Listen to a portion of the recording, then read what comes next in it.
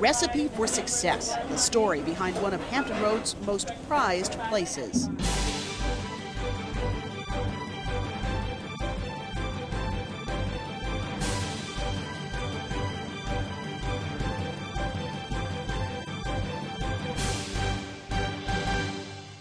Hi, I'm Cathy Lewis, and while this is indeed what matters, we are not coming to you from our usual studio home.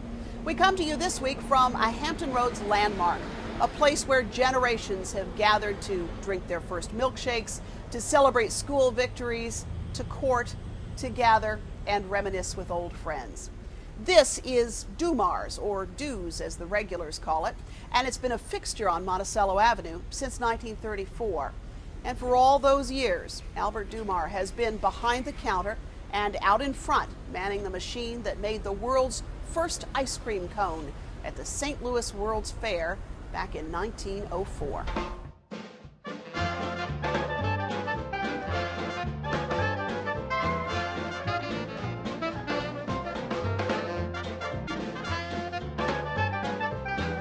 The cones keep coming one generation after another.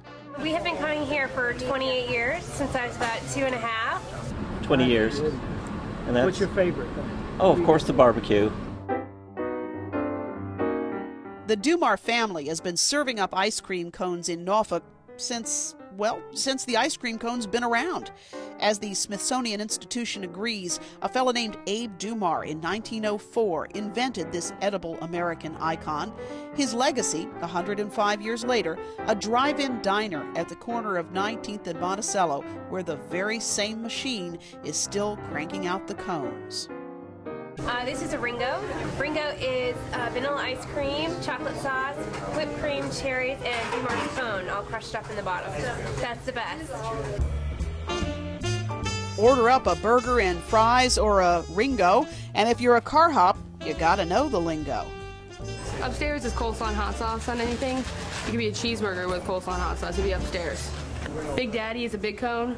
Bingo is double hot dog. Buckeye is root beer. All the way is mustard, relish, onions. Dressed is just mustard and onion. Combination is cheese, lettuce, tomato, mayonnaise. Salt buns with bacon, fried. So what's the signature Doumar's dinner? It would be a limeade, the barbecue, and an ice cream cone, vanilla. And what's the secret to stirring up those limeades? Small ones always get 1/4 of a lime. This is our simple syrup.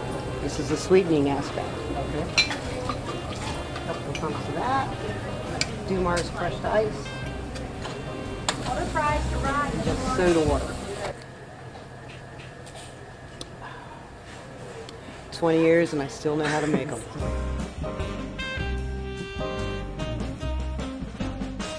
There are lots of folks with the last name Doumar in this operation. So would it be possible to be a Doumar and not go into the family business? I was fascinated with making cones. When I was 11, I was tall enough to work the cone machine, so I started making cones when I was 11. I enjoy working with my family. No matter what problems I face, I know that at some point my granddaddy or my dad has faced the same problem, so I feel like I'm never alone. I enjoy seeing a bunch of different people every day. I try to keep plenty of pictures on the walls because people like history. I know I like history too, and I like to go into a place and you like to feel like there's something significant about your life all the time, or places you go, and it's just a special feeling sometimes. I like the nostalgia thing of the restaurant, you know, having car hops and curb service, and it's old school. We do things the old way.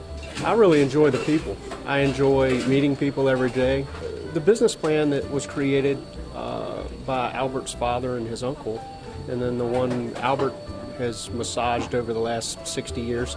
Dad and I have just tweaked it a little bit. Nothing has really changed. A mix of good business and good old-fashioned hospitality makes this recipe for success. And 87-year-old Albert Doumar keeps the pace, rolling out the cones daily in front of young and old admiring eyes, keeping 3,000 on hand, he says. Mr. Doumar, it's just such a pleasure to sit down with you. I'm really appreciating your letting us come in and turn your restaurant a little bit upside down to do this. We're glad to have you. Well, thank you very much. What an amazing place this is. I came to this community almost 30 years ago, and the first thing somebody said when I got here was, you have to go to Doumar's. And this place is really, really an institution in the Hampton Roads community. Thank you. It all started a long time ago, though. What, 1904?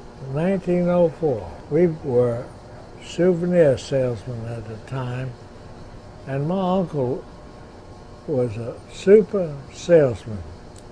And what he did was he went to the St. Louis Exposition and he ran a store and sold souvenirs at a store there.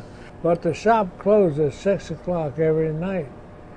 And so Abe wanted a part-time job, and so he went to work for the waffle man. And he told the waffle man, what we got to do is roll this waffle up into the shape of a cone and fill it with ice cream, and I'm sure we could pick up our sales.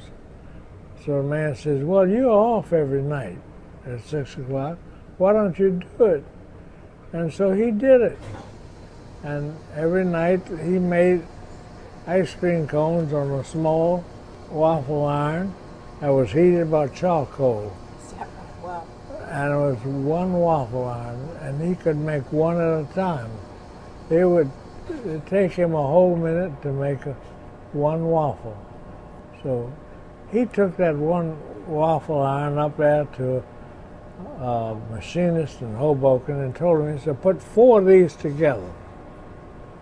And when you put 4 of these together, I can make one while 3 are cooking. And that way, instead of just making 60 an hour, I can make 180 an hour. And that's the way he did it.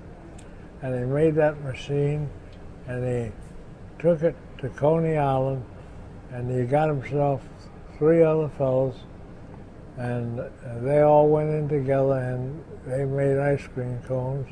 So is that machine that we see today, is that the same one that was used at that point? That's the same one that we used then. Wow. We have added things to that machine over the years. So, for instance, we put a new shaper on it, and then we put new plates in it. The plates wore out. Wow.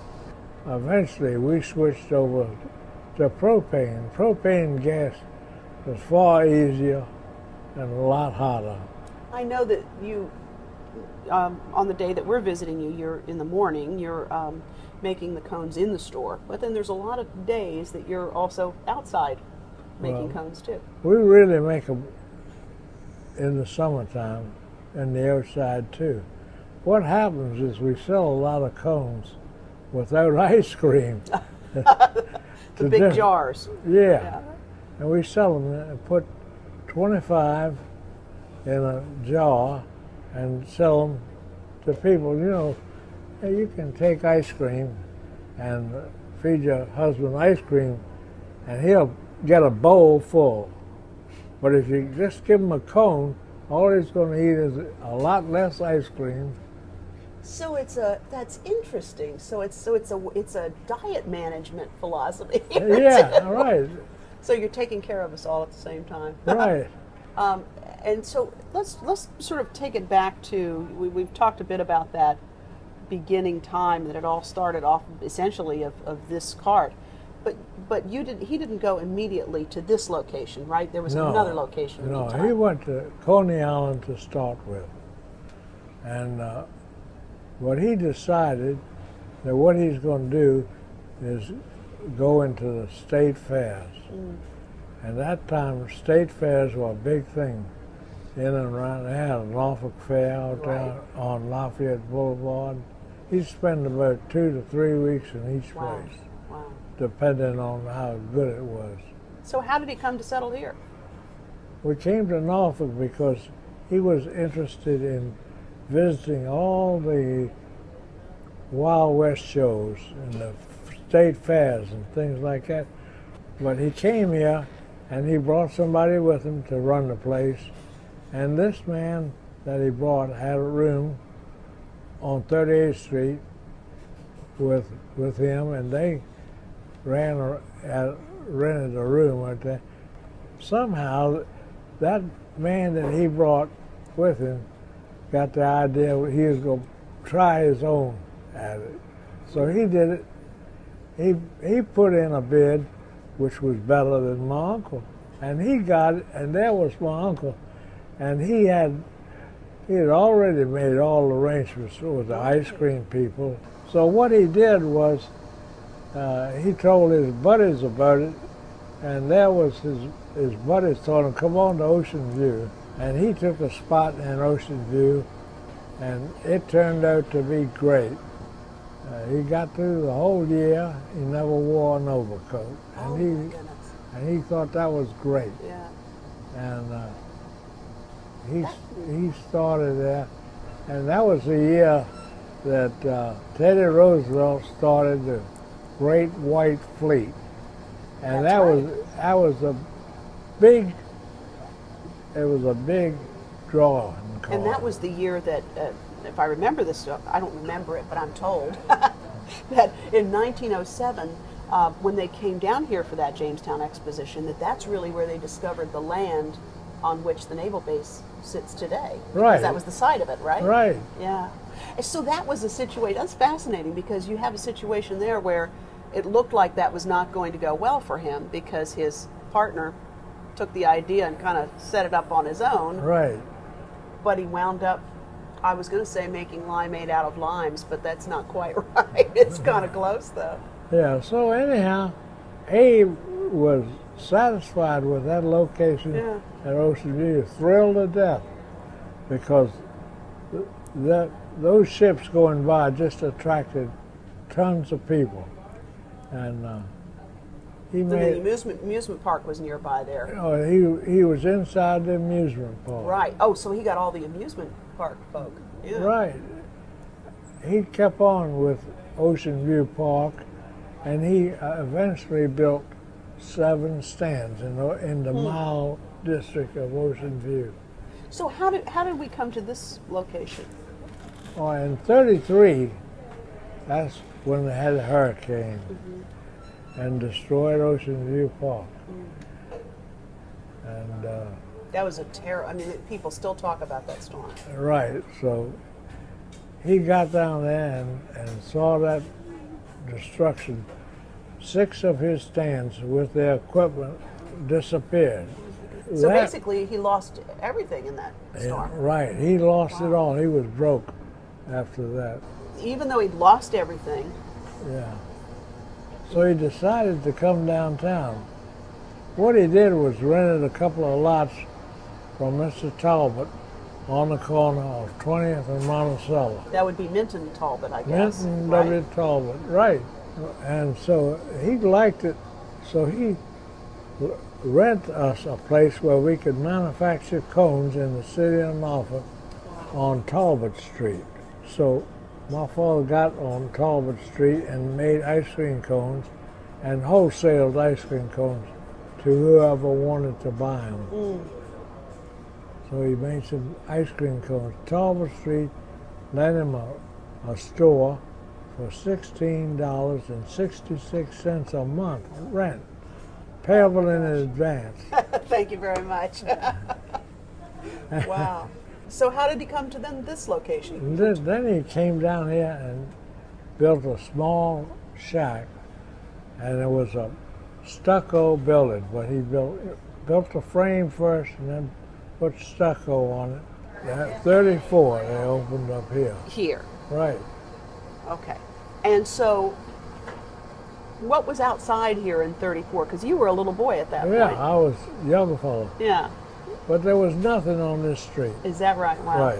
Was this place instantly popular when it opened up? I would say it wasn't that popular.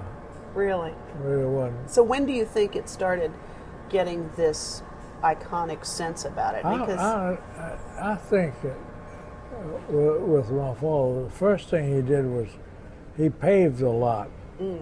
That was the first big thing he did. He paved the lot so that and striped it up, and that was one of the first things he did.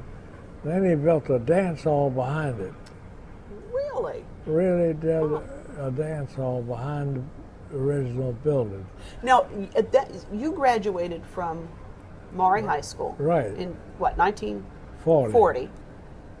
So did you work in the business as a child? Yeah. I came to work, and I would work part-time a little bit at night. Mm-hmm. And all of us kids worked. You went for a bit of time. You joined the Navy right after high school. Is that right? Right. And that's sort of, I guess that was done in the war years, because the thinking was if you didn't join up, you were going to get drafted, right? Right. That was true. So you were fortunate after the war then that you had a business to come back into in a lot of ways, because a lot of people didn't.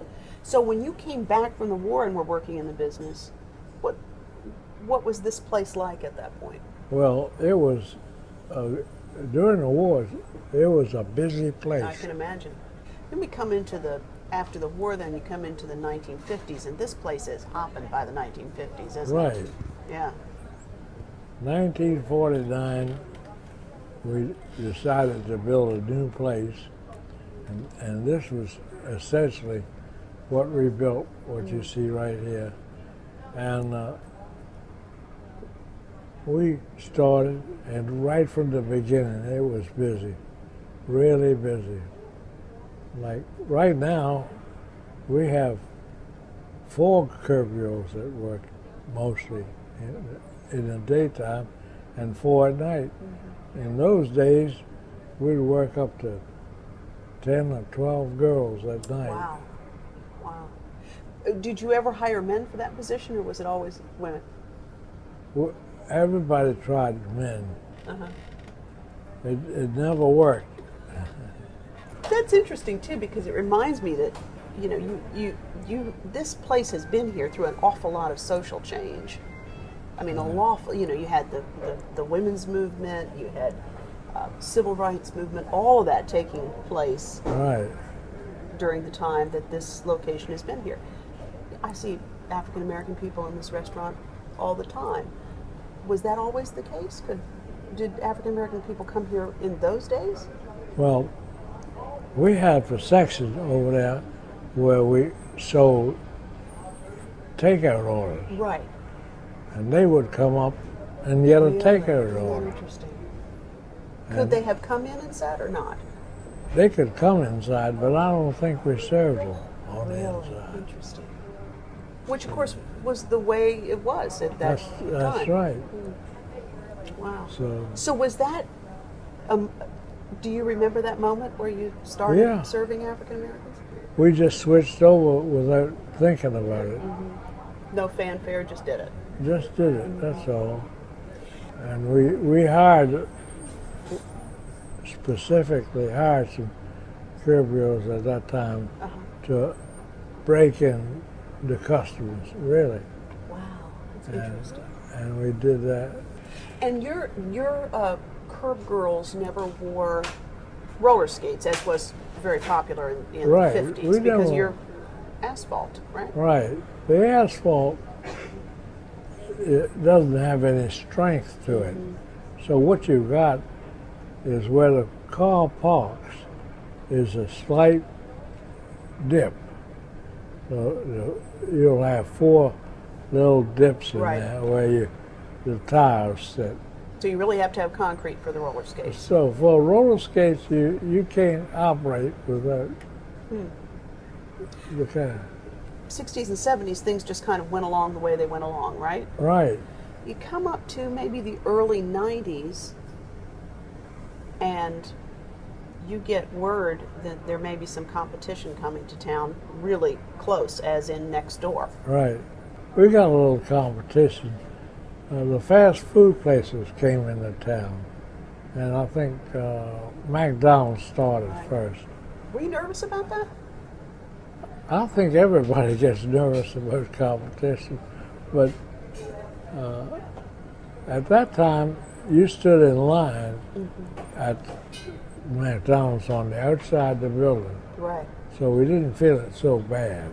But when you got word that Wendy's was moving in next door, what did you think then? Well, I think we got a little worried then. Did you think about changing anything, or did No, you? we didn't change anything. And we served them whatever they wanted. That's great. On But you Sunday. still don't, you don't open on Sundays as a We right don't, rule. as a general rule, we don't open on Sundays. But in '74, they had a gasoline ration in Norfolk. And then the city council wanted everybody to only operate 48 hours. See, so we cut out Sundays for a while. And when I opened back up on Sundays, all the churches had left. The big Baptist church had burned down on Westover Avenue, and a lot of them went to Virginia Beach, and our business dropped off to nothing. So you just said we'll stay closed on Sunday. We'll stay closed. Yeah, we close Everybody back. needs a break, Yeah, don't you think? I mean, this is a hard business. right. It is. When I look at your menu, and I love everything on this menu, but as you look at this menu, I don't see, I'm just trying to think, just make sure I'm still correct on this. I don't see any veggie burgers. No. I don't see any big grilled chicken Caesar salads. I don't see anything that we've seen in the last 10, 15 years or so that sort of is more health conscious. This menu still sells. People still coming in here to buy what I would say is great food, but the menu itself Was the same. was the same. Right. And since that time, your son and your son-in-law now own the business. Right. So you sort of sold it to them, and what was the deal on that in terms of your continued working? They use me to make cones. One of the things we have is that our cones do not have a preservative. So it's a non-preservative thing. So you have to be careful, make sure you get airtight cans Yeah. and things like that. And eat them fast, so you can come back and get more. Yeah. There's not a day that goes by I don't see some little preschool class or somebody out here with you showing them how to make those cones. Right, we do that all the time. And I'm looking too, we were looking earlier at some yearbooks. You have a whole great collection of yearbooks over here from local high schools. Right, I tell you, I got a lot of yearbooks from people donating to Yeah. me. But people love looking at those yearbooks. Right. And what do you think they love seeing there? What is that Well, about? they want to see their fathers, their grandparents. Yeah. I found my father-in-law in there. Yeah, Class of 37. So you were 40, right? I was 40, right. But I think when you look in those yearbooks, you really see some of the names of people who now are in power and in business and in political life in this community. Right. So you've sort of seen those people grow up in this place in a lot of ways. You got any secrets on any of them? No, And you wouldn't tell me if you did, would you? no. But they still come in. I mean, every Right. time I come in here, I see somebody, either a political figure, a business leader, something like that. Right. So we've had some people that say they've been coming in 50 years, all the time. That's great. And your wait staff behind the counter here, they all stay a pretty long time. Yeah, they are old timers. We try to keep them. That's good. So do you see a time when you will not be making cones, or do you? It looks like I'll be making cones forever. Mr. Doumar, it's been a real pleasure talking with you. Thank you so much. It's thank just been you, so much Cathy. fun. Thank you.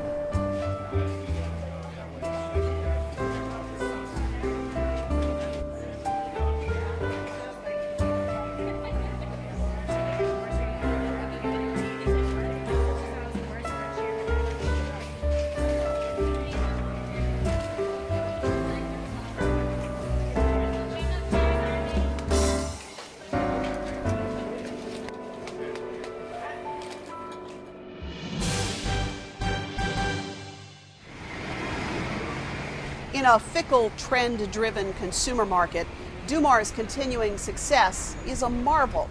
From the class of 39 to the class of 2009, Doumar's is a special place. When asked why she loved Doumar's, one recent high school graduate said, I've been going there since I was a baby. The food is cheap and heavenly, and seeing Mr. Doumar at the cone machine makes it feel like home. And that's a sentiment that will surely stand the test of time. If you feel it's time for you to contact us, you'll find there are many ways to do just that. Visit our website, whatmatters.tv, or find us on Facebook.